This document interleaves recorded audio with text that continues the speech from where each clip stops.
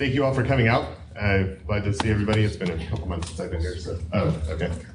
So just want to kick off with some announcements. We're gonna, first of all, SciPy is coming up this summer. It's in July, is that right? June? What? Yeah. And the call for papers is still out and isn't due until April 1st. Tuesday, right. So if you think you want to do a talk at SciPy, get on it. Second, just can we get a raise of hands for who's going to PyCon 2014 in Montreal? So everybody look around, figure out who you can meet up with that's from Austin, and maybe you guys can chat and do it. Austin birds of a feather. Okay, second or third, there's DevOps Days, which is coming up in May. That's going to conflict, incidentally, with Write the Docs in Portland. Josh, you mentioned this. Do you know more about it, or is it's just a thing that people might be interested in? Okay, cool. But I did check, and tickets are still open, and they're relatively cheap. And if this is, oh, Joe, you have? What did you say? What's that? You said there was the Write the Docs conference, which is put on by the Read the Docs folks. I said Cinco de Mayo. Yeah, that too.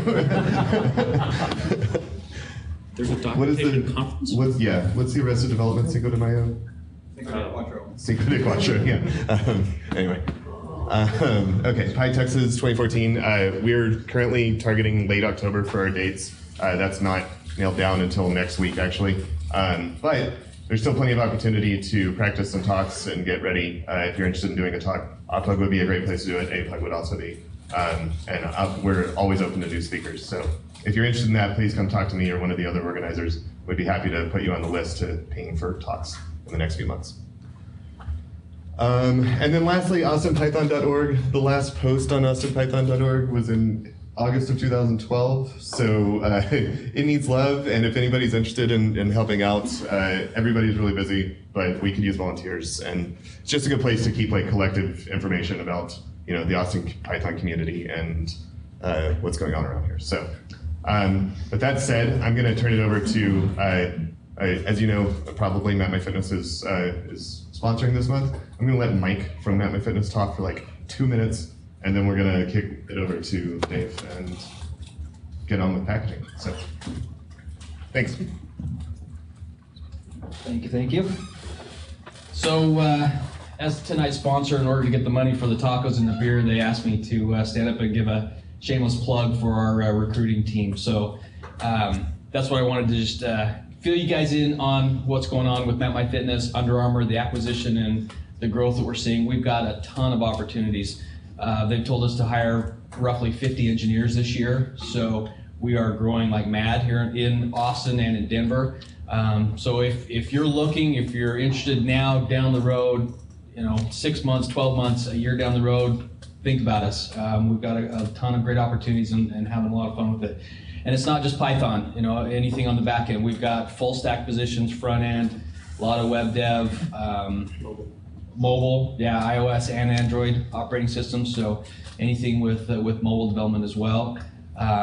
So if you're looking, somebody that's looking, I'm going to be sitting in the back. You're welcome to stop by and grab a business card. That's about the only involvement I'm going to have with this group if you're interested. So feel free to grab me and I'd be happy to fill you in more on what's happening, the exciting stuff that's happening with Under Armour and what that means and what we're going to be doing in Austin as far as the growth goes, because we're going to see a lot of cool things, new facility that's going to be built out, and a lot of good times. So, does that work?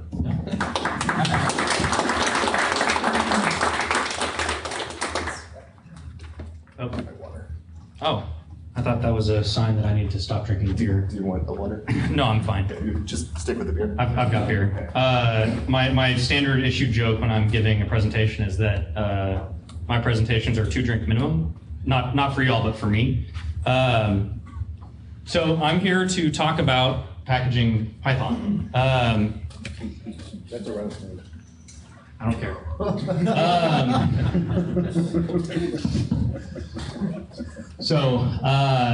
I am a senior developer on the core team at Map My Fitness. We are the team that sort of sits between product and ops. So product doesn't want to think about the servers, ops doesn't want to think about the code, so we think about both.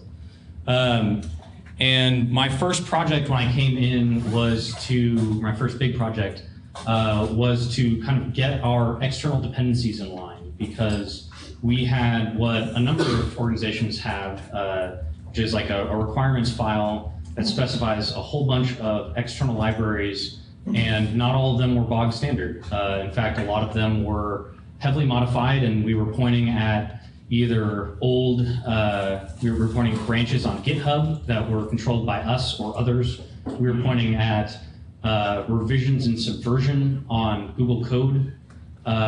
We were pointing at Launchpad, because apparently Launchpad runs, that's Ubuntu's like hosted Git solution, which I'd never heard of until I saw it in our requirements file. And I realized that we couldn't push new code unless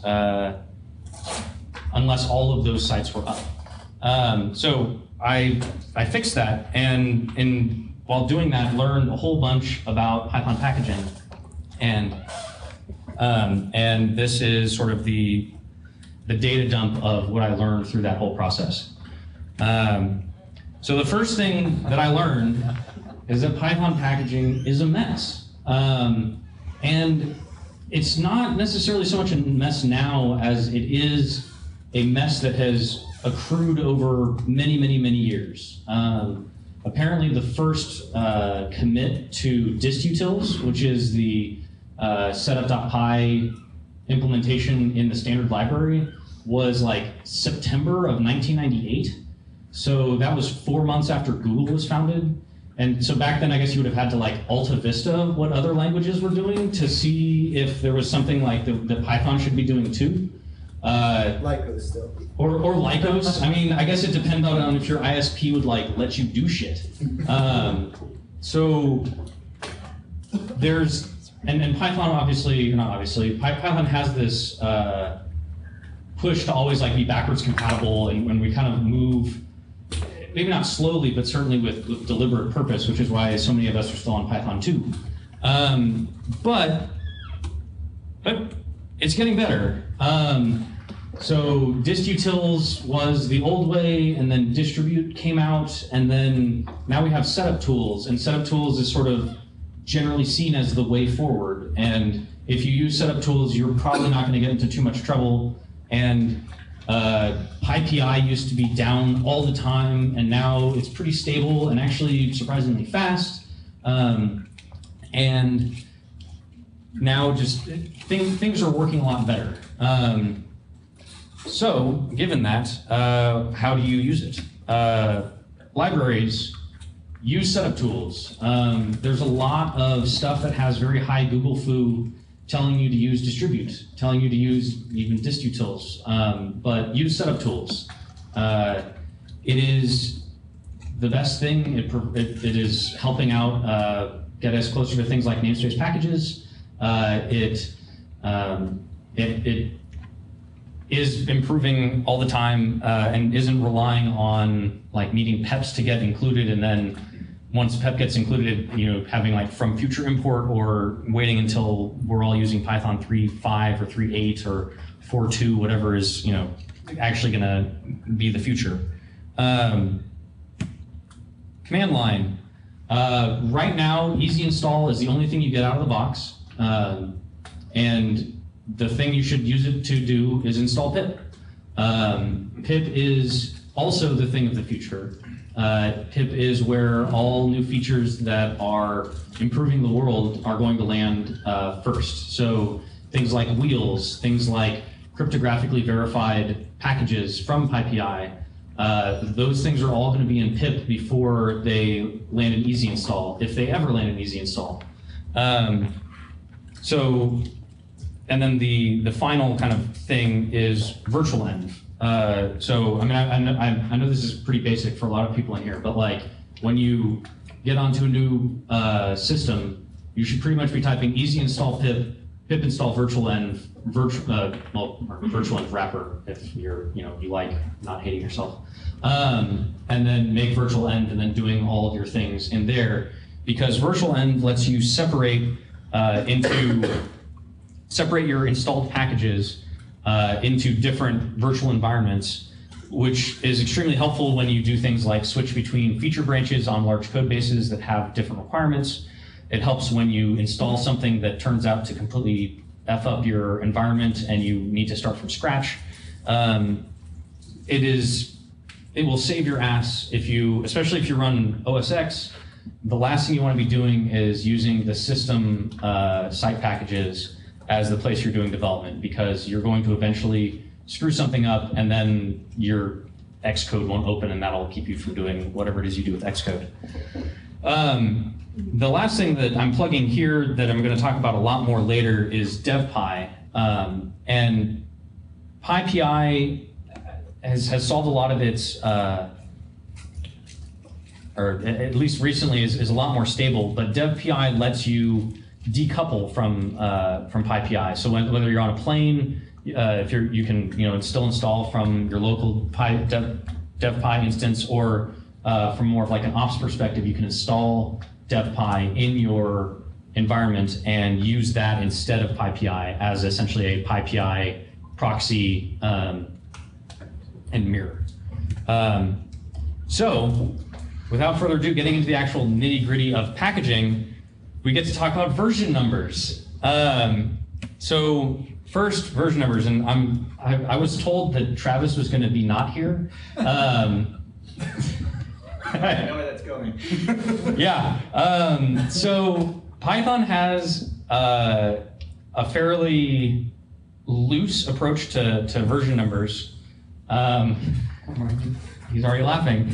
And that lets people do whatever they want, essentially, and people do whatever they want, and it sucks. And it's definitely something where you can have very strong opinions about things that are not necessarily that important, which is why I have blue bike sheds are superior crossed out. And then there's this whole thing, semver, which semantic versioning, which you should all use, but I won't show up at your house in the middle of the night banging on your door if you don't. Basically, for those of you who don't know, semantic versioning is the idea that you kind of follow this major.minor.bugfix syntax, where a bug fix is just changing code to make it work, but doesn't add any features. A minor update is adding new functionality, but does not break anything backwards. And then you do a major version bump whenever you do bump things. So this is, for instance, not what Django does, because if Django did this, we'd be on Django 37 at the very least. Nor is this, 0.1 to 0.2.0.3 and like just never actually hitting 1.0, because you don't want to have the pain of preserving backwards compatibility. And there are a number of Python libraries that do that. Do semantic versioning, release 1.0, drive things forward, release often. So that was my first version number slide. Here's number 2, pre-release versions. So, by the way, this version number scheme that I'm talking about is from PEP 368 or 386, I forget which. It is not the distutils strict version, nor is it the distutils loose version. It is what setup tool supports. It is the future. We should all do this. Pre-release versions are what makes it, are what you should have when it's not released. I know that's crazy, but all it is appending a letter after your bug fix or even your minor version that is before final in the alphabet, or pre, or preview, or RC. So you get this inequality where 1.2.1 comes after 1.2.1.A2, which comes after 1.2.A1. Or B's all come after A's, C's and RC's comes after B, just like in the alphabet. And it has this nice feature where pip install foo == 1.2.1 will not, yes? This is not a trolling question at all. Yes. Did they keep the D is less than A for dev? They did not. So D is now greater than. Yes. Okay. Can you repeat the question? So there was behavior under distutils where if you had a pre-release tag that started with D, it would in fact be considered before A, B, and C, because you would want to have a pre-release tag of dev in your GitHub repo or Git repo, or God help you Subversion, and that would be lexicographically before your alphas and your betas and your RCs, your release candidates. This got rid of that. Yes, I think. What does before final mean? Oh, so literally this string here, this can be A, it can be ABC, it can be literally any string of alphanumeric characters, and as long as that string of numerical characters sorts lexicographically or sorts alphabetically before the word final, it is a pre-release tag. So if it's G, then it's not a pre-release tag? Yes. Okay. That's the next slide. But before that, install requires, which I haven't even talked about yet, but is like 3 slides from now. If there's a package that declares its dependency as, hey, I need package foo == 1.2.1, and you have 1.2.1 A2 installed, it says, hey, I need to install something else. And this is what we want, right? If somebody's using a pre-release version, that's not the release version, so we want them to upgrade. But there's the other side of final, which is post-release versions. So anything that is final or after, and it's important to note that hyphen is after final, is post-release, not pre-release.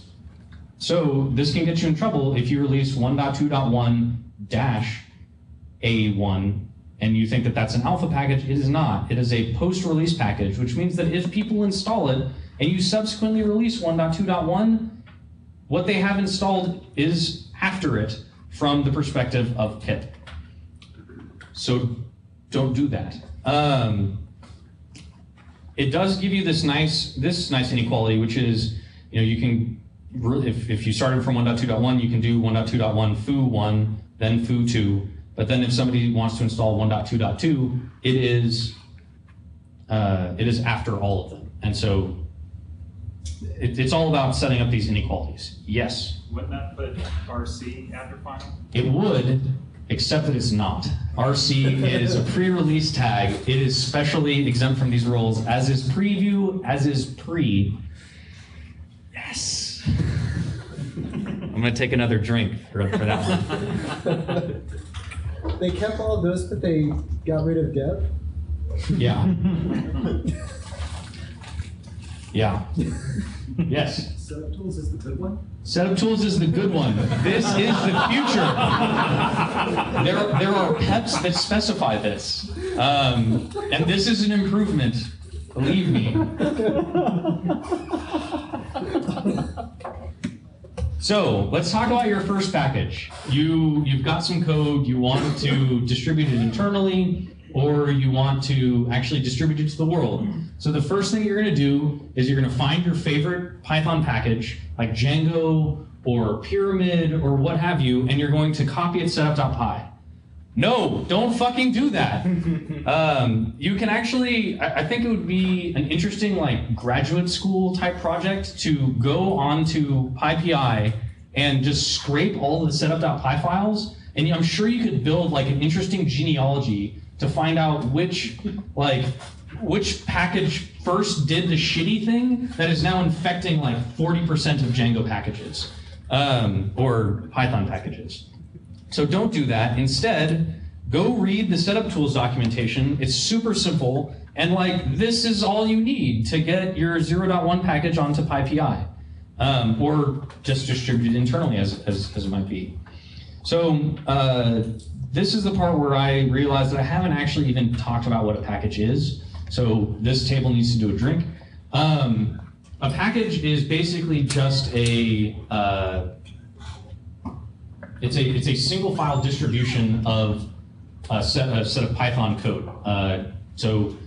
And it has a standard way of being kind of unpacked and adding your modules to site packages. The most commonly used one is sdist, which is essentially just a tarball of Python files. So that's what you get when you do this, and then I think this is the next level. Nope. I'll talk about that more later. Dependencies. So it's pretty common that the file or that the Python functionality that you write relies on other libraries, and so you can specify that using a keyword argument to the setup function that lives inside of setup.py called install requires, and that takes a list. That takes a list of strings, and each string is a dependency declaration of the form the name of the package equals or greater than or equal to a version string, 1.2.1 for instance. And then you can also do other crazy things like with commas say not equal to a particular package version or less than the next major version. And that's why I harped on semantic versioning, is because you can declare things as, hey, I want anything that's 1.3 or higher, but I don't want anything from the 2.0 package. And if package maintainers are good and if they introduce a backwards incompatible change, they push a 2.0, then all of those packages still work. And that's a good thing, because if you don't do things like that, then you need to have crazy stuff like NPM, which has like crazy trees of stuff.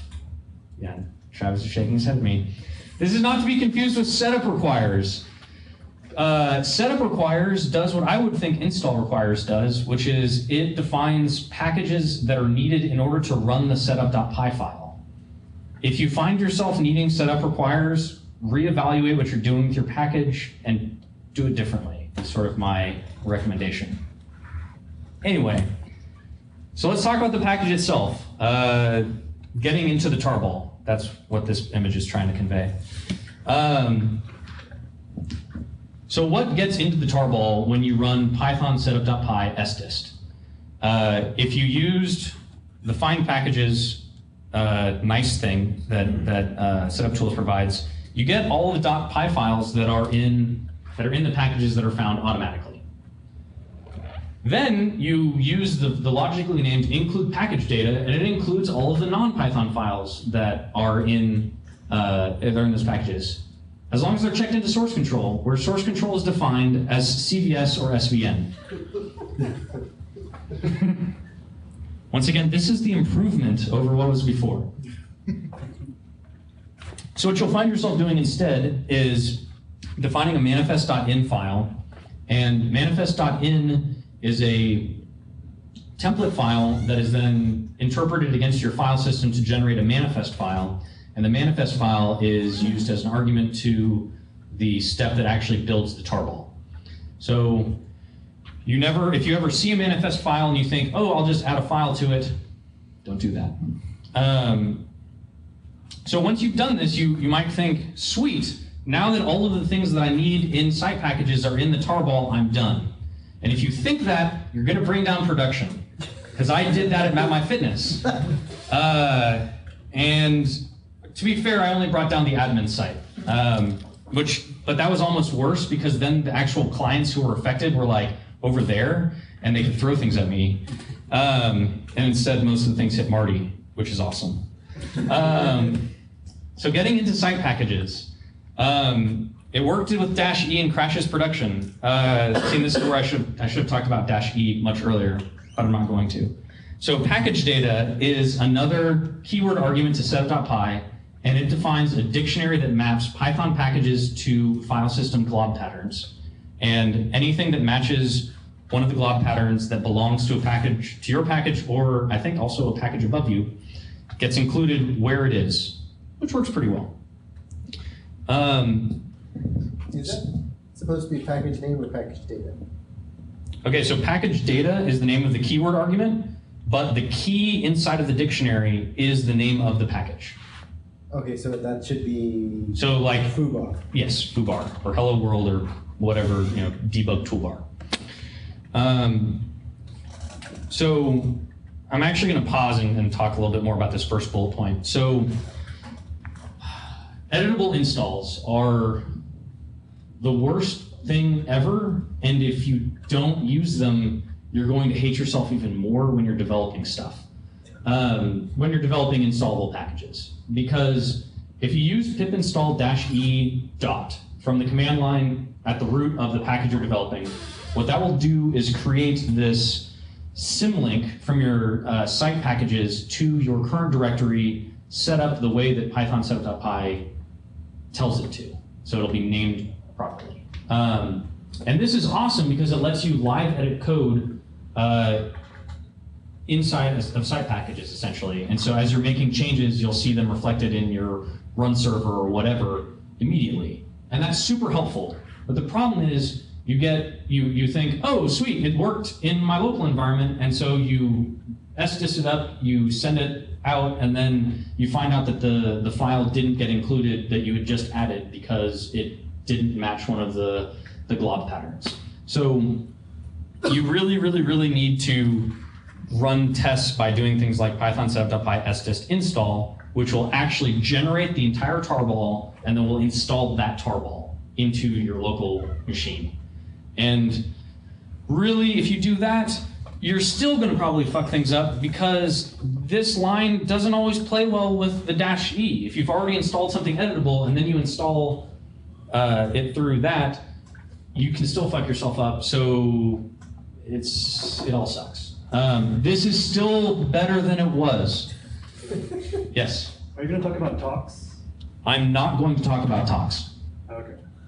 Well, talks does sdist install, and so if it runs in talks, then you'll have a pretty good idea that your setup.py actually works. Use talks. Write tests. Right. Well, yes, write tests. Come on. Yes. Is there a way you can get to uninstall an editable package? Yes. You say pip uninstall, I think the name of the package, but I always do pip uninstall dot from inside the package that I installed editably. I've seen really shitty things happen. Like, I've seen things, man. The other place that I learned a lot of this stuff was through a CMS called Armstrong that tried to do things like namespace packaging using distutils and distribute primitives. And it was bad because you'd get into like the situation where like you'd have a nested editable install, and I've had situations where I've had to pip uninstall, run the same pip uninstall multiple times, and I would get different output each time, and I wouldn't stop until it started like giving me the error message saying there's nothing installed. But you shouldn't have to run pip uninstall the same thing multiple times. Like that just doesn't make any sense, but I've seen it happen. So -e is indispensable because it's a giant pain in the ass not to use it, and it is the worst thing ever because it's going to fuck you up at some point. I feel like there's some joke or metaphor here, maybe relationships, maybe drug use, I don't know. But yeah. So, all right, we've built a tarball. Now let's release it. This is the part that actually is pretty freaking awesome. PyPy has, or PyPI, because PyPy is a different Python interpreter because we hate ourselves as a community. PyPI has this incredibly low bar for putting something up and letting the world use it. I didn't actually run this code because why would I run code? You pretty much just run python setup.py register, and it goes and talks to PyPI and says, hey, I want this, and it'll prompt you for credentials. And then you own that name. And then you run python setup.py sdist upload, and someone on the other side of the world can just say pip install the name you just registered, and it will pull files down and install them. And I think that's amazing, even though it's not that amazing. But for how easy this part is so easy compared to everything else that it's like a crazy breath of fresh air. And just like I sometimes say, hey, y'all should come up here and give talks because it's actually way easier than you think. It's the same thing with releasing code. Like, if you have code that works that you think somebody else might want to use, like the hardest part is pretty much all the shit I just said. I was gonna say the hardest part is like coming up with a unique name, but really the hardest part is all the setup.py bullshit I just talked about. But once you get to the point where you're generating an sdist, working with PyPI is pretty easy. But you want to go beyond PyPI, because if you work in any capacity on a large Python application, you don't want to have dependencies like I was talking about at MyFitness. Because the last thing you want to do is not be able to solve a production issue because Ubuntu didn't keep Launchpad up, or somebody decided to delete the code.google.com SVN repo that was migrated off of 3 years ago. So that's where DevPy comes in. Actually, before you even get to DevPy, if all you wanted to do was just pull down the third-party code and just bundle it back up into an SDIS tarball and put that tarball on S3 or even on your own local file system, whatever you feel is comfortable is not going to be down, then, or hell, check it into your repo. I mean, don't do that, but that's a thing you could do. And then just install from that file path. And you have instantly improved your deploy process by decoupling it from these third-party providers that really don't owe you anything. Even if you're giving them money, I mean, PyPI, it's going to go down again, I promise you. So DevPI lets you run your own PyPI mirror, and our ops guys are very, very, very happy now compared to where they were. And the other thing that's awesome is this little thing down at the bottom, which is that running your own PyPI lets you patch stuff. So all those post-release tags that I was talking about earlier, this is one of the most powerful things you can do with it. So I wrote this little really small package called MMF Release Tools that's just for internal use in MyFitness that automatically creates a version number that is a post-release tag that is also based off of the timestamp. And so when we do bad things like patch Django, and we just release to our own dev PI, and it's 1.6.3-mmf- timestamp, and that makes it so that we always know that a pip install with the new version is going to do the uninstall of the previous version, which is definitely not a guarantee you get with editable installs. And if it's the same version, it runs really, really quickly. So that's actually, I'm going to crap on editable installs again, which is that if you have an editable install in your requirements file, every single time that is pip install -ard, it's going to go and re-download the code base. And so if you're doing something really terrible, like installing from an SVN or a Git URL of a large repo, like say Django, it's going to download multiple megabytes of source code from GitHub, and that is going to be really, really shitty. And inevitably, that process is going to fail in the middle of the night when Ops is screaming at you because people are screaming at them. So get on DevPy and don't use editable installs in your requirements files. So I think my second to last slide is wheels. Because when I announced that this is the talk I was going to give, everyone on the organizers list said, oh, yes, give a Python packaging talk because I want to learn about wheels. So apparently eggs sucked, so we reinvented the wheel by creating a new binary distribution called wheels. That's what I know about wheels. Django 161 is released that way. Django 161 is released that way. I just learned something about wheels. No, in all seriousness, so eggs were this essentially non-cross-platform way of just doing binary distributions. And if you've ever installed SciPy, or NumPy, not SciPy, or both, or PIL, this is AWPUG, not APUG, so I'm sure you've all tried to figure out why it is that your PIL can't make JPEGs, and it's because you didn't have something in the right place and you just want to fucking die. Wheels can improve that somewhat, and our ops guys discovered wheels and figured out how to like rebundle NumPy and PIL, and it dramatically improved our time to spin up an entirely new environment. So wheels are definitely something, yes? Did you just imply that you guys made NumPy hip install? Am I allowed to talk about that? I think See why not? Yeah, we installed NumPy from pip, right? Yeah, it installs in like 2 seconds when it's a wheel. Yeah. Is there a Nobel Prize for hip? I don't know. That wouldn't go to me. That would go to what? Stu, I guess. Yeah. He's on vacation, and the site has gone down So we'll because of it. Yeah. We'll take it over. Yeah.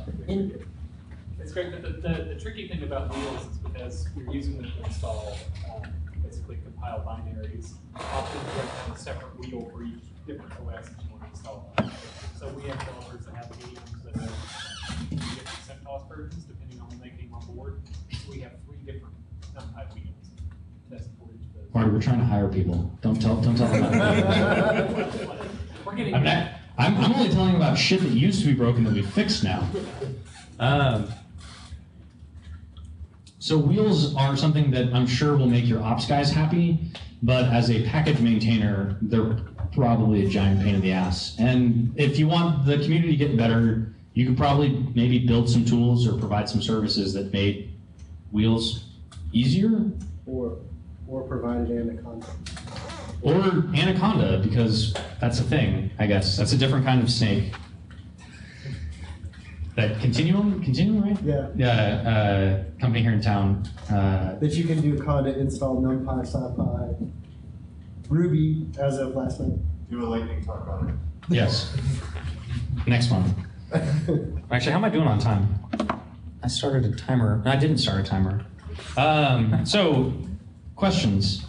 I said "come at me, bro" here, and that was incorrect. I know I've done terrible things like read some of the distribute and distutil source code. I've read a lot of documentation, but Python packaging is in the state that it's in because no one really wants to think about it, right? Like, as long as it works, and it works for you, and it works for ops, like, it's done. But if you, with a little bit of effort, you can get a lot better than, pulling things into the source tree, for instance. Any questions? So, we've all heard about setup tools a lot, and we just talked about it at the beginning, like, you should definitely be using setup tools, Mhm. not any of the other things. What is setup tools? I know it's a library, but what does it actually do? Okay, so backing up a second, setup.py is a special file, and it is the entry point for doing all of the packaged things. And Python doesn't actually care what's in the setup.py file. It really only cares that it accepts the arguments that pip or whoever wants to send into it. And so distutils was the first implementation of a function called setup that traditionally is basically the only thing that lives in that file. And then distribute came along and said, we have a better fucking setup method than distutils, and distutils is slow because it's part of the standard library. And so what that means is you want to make a change to it, you got to get a pep accepted, and then you have to wait until the next versions of Python. And even that doesn't help you because who the hell knows what version of Python somebody's running. So you wrote your package so that it uses things that are only available in 2.6.3 and afterwards, and great, now you just can't, you explode 2.6.2. That's not a great experience, which is why distribute came along. Actually, I think there's another one that we maybe figured. It was originally setup tools, then it was distutils, then it was distribute. That's then right. It was setup tools again. Yes. There's a distribute too. And then there's distribute too. So which nobody uses. yes. Should we get merged back into setup tools? Yes. Distribute is now, yeah, it's like just a fork on their Git though. Or not a fork, a branch. So now setup tools is the library that is pip installable, maybe even easy installable, but don't use easy install unless you need to install an egg. But if you need to install an egg, something has gone terribly, terribly wrong. Even though there are many people, or there are some people who are smarter than me, some people who are much, much smarter than me in the Python community, who think that wheels and essentially all of this is a terrible idea and we should all just go back to easy install and egg. And it's not that they're wrong, it's just that it's not going to happen. So setup tools is, at its heart, a library that implements that setup function that lives in setup.py. And one thing that's actually kind of cool about it, and I don't fully understand exactly how it's doing it, but setup tools has a bootstrap file that's like 12K that you can install. Like you just put easy_setup.py at the same level as your setup.py, and you import setup from there.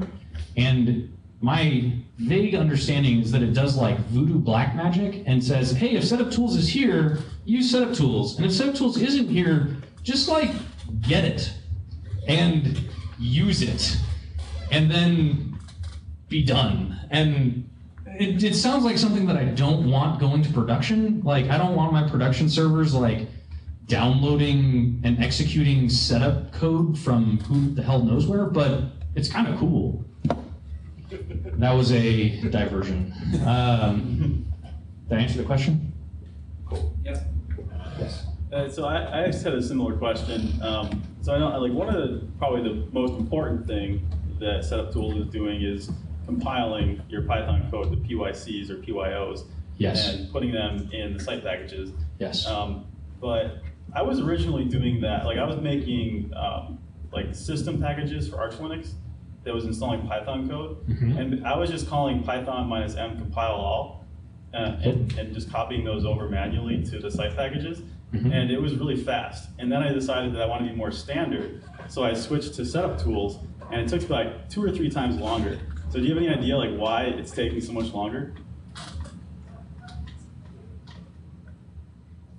No. I mean, I have vague ideas, but I don't. Like, I mean, I feel like the Python compile all command is surely doing something very, very, very fast, whereas setup tools is doing, like, if you call find packages, then it's doing crazy things just like walking the source tree and identifying packages and like building lists, and I'm sure using all these rules, and it's doing it all in interpreted code because, frankly, it's not concerning to the developers of setup tools if it takes 2 seconds longer to install something. Or maybe it does worry them, but not nearly as much as, you know, this weird edge case where an old package just doesn't install properly. But what you sort of just described is actually something I meant to talk a little bit about, which is all of this is happening in an environment that is somewhat at odds with kind of the way that sysadmins generally want to do things, right? Like, sysadmins don't like the idea of having kind of a package manager that's separate from, I'm painting sysadmins with a very broad brush, but like, if you're worried about stability, you want things pulling from like RPM or, you know, apt-get, like things where other really smart people have run tests and made sure things that work that work together and don't explode. And then, you know, the Python product guys come along and say, well, fuck it, this was released to PyPI yesterday and it solves my problem locally, so let's fucking push to prod. Which is sort of the reverse of this slide, right? Like, you can't really trust things on PyPI because maybe I just got drunk last night and decided to push a new version. Like, who knows? Like, and in fact, something that I haven't talked at all about is that PyPI kind of sucks compared to a lot of the stuff that happens in like apps or RPM or Yum. Yum may be RPM. I haven't done like Linux. Huh? Just a wrapper around there. Just a wrapper, yeah.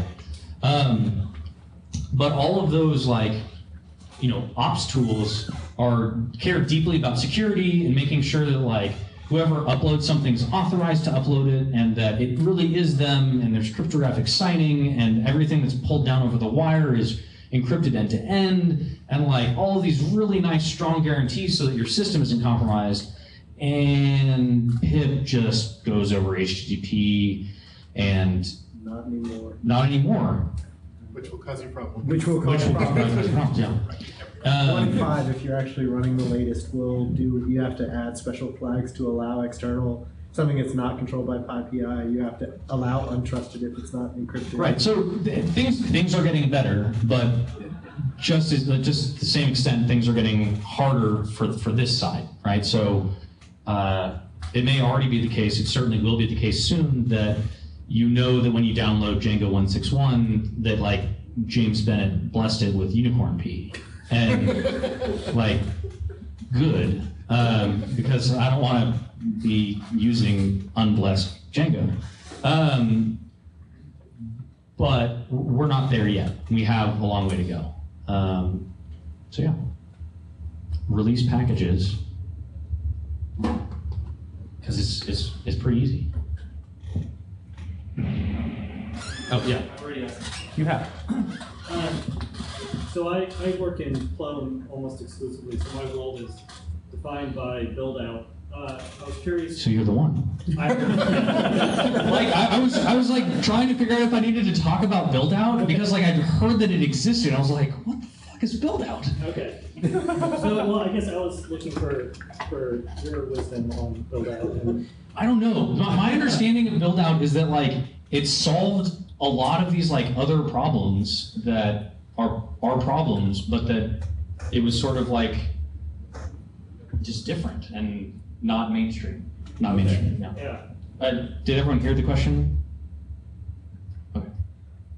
You had some stuff, Travis? I used it both prior to virtual and wrapper being Okay. accepted. When those came up, a whole bunch of people migrated from build out over to just using virtual and kit. Okay. Yeah. Does build out? I can't remember. Obviously, it uses setup tools on the backend, but does it also use pip to install things, or can you choose? I don't think so. Okay. Because I know you can, Or get. let me rephrase it. You couldn't, like 3.5 years ago when I quit using it. Okay. And that was like at the genesis. I don't think PEP was even in the 1.0. Okay. Because can you set up Django projects in build-out? Okay. Jacob Kaplan Ross actually has a couple blog posts about it. Because Okay. he was one of the big proponents of it early on. Right. Because I know. But now he works for Heroku, and Heroku's all pip all the time. Okay. I mean, I'm sure you could build out like a different build pack, but I mean, that's. I feel like I try to do a good job of saying this is the direction that the Python world is moving at the moment. And who knows? I mean, a couple of years ago, 3 years ago, like distribute was the future, and if you were using anything but distribute, you were like holding the community back. And now that's all completely different. And it's sort of unfortunate for us as a community that something as fundamental as how do I install another person's code is like in flux, and is in flux this way. And that, I mean, you would think, hey, sort of my slide about copying somebody else's setup.py, that should be the right thing, right? Like we should be looking at the Djangos and the Python requests and the SciPy and NumPys of the world to say, all right, this is how it should be done. And instead what you find are setup.py files that like only get edited to change the version number and are just done the way they've always been done because we don't want to break things, but then, we don't get things like namespace packages, which we should fucking have. And we can have, as long as we use setup tools. That was my rant. That was one of my rants. Can you tell me what I was supposed to do with the setup.cfg? Git blame it. And Python 3. oh, Python 3? There's something that you can use in Python 2 to make it work, but it's just the metadata, and because Python setup.py is boilerplate, Right. and the CFG is just the things that change. Yes. The package name, the description, the version number. Yes.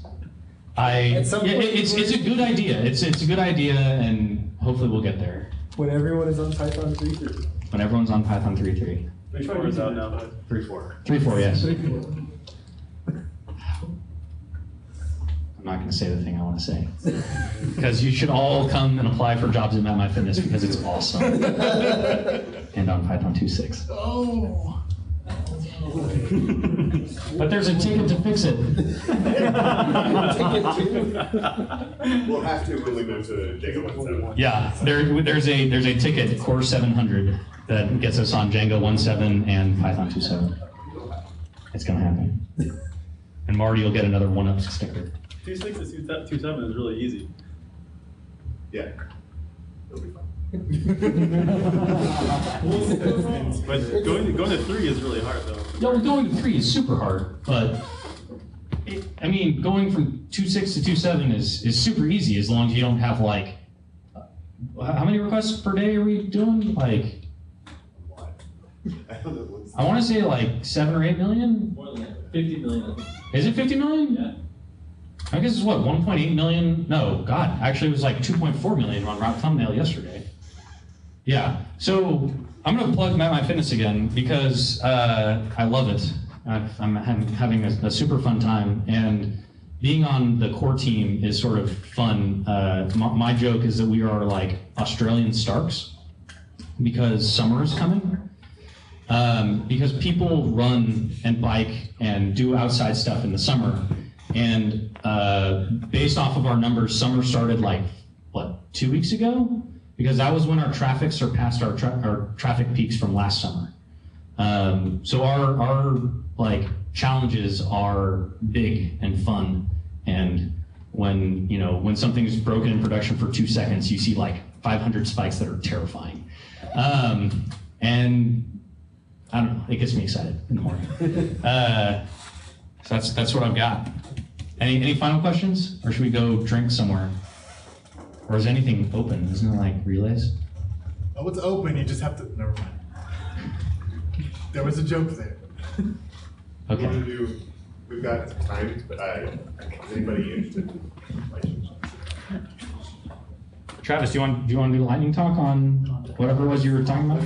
Let's take 10 minutes, and if you're interested, let us know, and we'll. Yes, great idea. Otherwise, we'll say get out of here. Yes.